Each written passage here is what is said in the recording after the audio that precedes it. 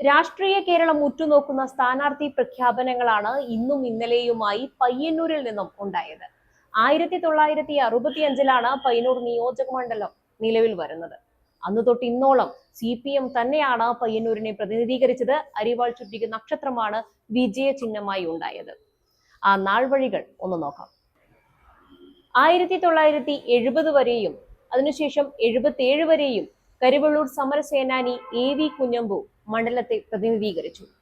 77 മുതൽ 79 വരെയും 80 മുതൽ 82 വരെയും ആദ്യകാല കമ്മ്യൂണിസ്റ്റ് നേതാവ് N സുബ്രഹ്മണ്യ ഷേണായി മണ്ഡലത്തിൽ നിന്നും നിയമസഭയിലെത്തി.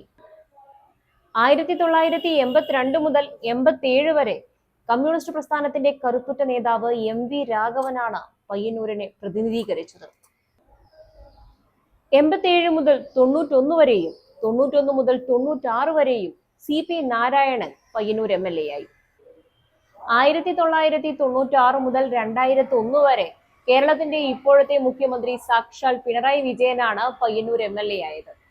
2001 മുതൽ 2006 വരെയും സെക്കൻഡ് ടേമായി 2006 മുതൽ 2011 വരെയും മുൻ ആരോഗ്യമന്ത്രി കൂടിയായ PK ശ്രീമതിയായിരുന്നു പയ്യന്നൂരിനെ പ്രതിനിധീകരിച്ചത്. 2011 മുതൽ 2021 വരെ 2 ടേമുകളിലായി C കൃഷ്ണൻ പയ്യന്നൂർ MLA ആയി. തുടർന്ന് ഇങ്ങോട്ടാണ് TI മധുസൂദനൻ പയ്യന്നൂരിന്റെ ജനപ്രതിനിധിയാകുന്നത്.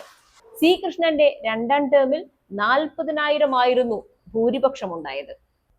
TI മധുസൂദനന്റെ കാലമായപ്പോഴേക്കും 49,780 ആ ഭൂരിപക്ഷം വർദ്ധിച്ചു. ഇടതുമുന്നണിക്ക് വലിയ തിരിച്ചടികൾ നേരിട്ട ഒടുവിലത്തെ ലോക്സഭാ തെരഞ്ഞെടുപ്പിൽ പയ്യന്നൂർ മണ്ഡലത്തിലെ LDFന്റെ ഭൂരിപക്ഷം 13,000-ലേറെ മാത്രമായിരുന്നു. ഈ തിരഞ്ഞെടുപ്പ് ചിത്രത്തിലേക്കാണ് മണ്ഡലത്തിലെ CPM ഇതുവരെ നേരിട്ടിട്ടില്ലാത്ത ഒരു വിമത സ്ഥാനാർത്ഥിത്വം കടന്നു വരുന്നത്. V കുഞ്ഞികൃഷ്ണൻ പയ്യന്നൂരിൽ നിന്നും സ്വതന്ത്ര സ്ഥാനാർത്ഥിയാകുമെന്ന് പ്രഖ്യാപിച്ചു കഴിഞ്ഞു.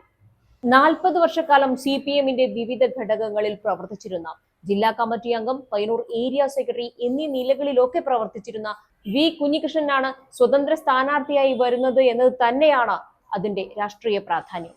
ഇന്നലെ തീരുമാനിച്ചത് ഈ തെരഞ്ഞെടുപ്പിൽ പയ്യന്നൂർ അസംബ്ലി മണ്ഡലത്തിൽ സ്വതന്ത്രനായി ഞാൻ മത്സരിക്കണം എന്നതാണ്.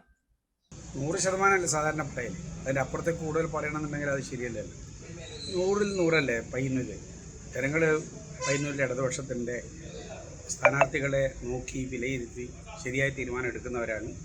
ആ തീരുമാനം ഇടതുപക്ഷത്തിന് ഏറ്റവും ഉജ്ജ്വലമായിട്ടുള്ള വിജയം പയ്യന്നൂരിൽ നേടുന്നതിന് വഴിയൊരുക്കുമെന്നുള്ളത് തന്നെയാണ് പ്രതീക്ഷ. ജനങ്ങളാണല്ലോ ഏറ്റവും വലിയ കരുത്ത്, അവരല്ലേ എല്ലാം തീരുമാനിക്കുന്നത്. കോൺഗ്രസ് ഉൾപ്പെടെ ആരുടെ പിന്തുണയും സ്വീകരിക്കുമെന്ന് V കുഞ്ഞികൃഷ്ണൻ പറഞ്ഞു കഴിഞ്ഞു. V കുഞ്ഞികൃഷ്ണന്റെ സ്ഥാനാർത്ഥിത്വം പാർട്ടിക്ക് ഒരു വെല്ലുവിളിയേ അല്ലെന്ന് പാർട്ടി പറയുമ്പോഴും 110%-ലധികം വിജയ സാധ്യതയാണ് മുന്നിലുള്ളത് എന്ന് TI മധുസൂദനൻ പറയുമ്പോഴും രാഷ്ട്രീയ കേരളം ഉറ്റുനോക്കുന്നത് പയ്യന്നൂരിലെ തിരഞ്ഞെടുപ്പ് ചിത്രം എന്താകുമെന്ന് തന്നെയാണ്.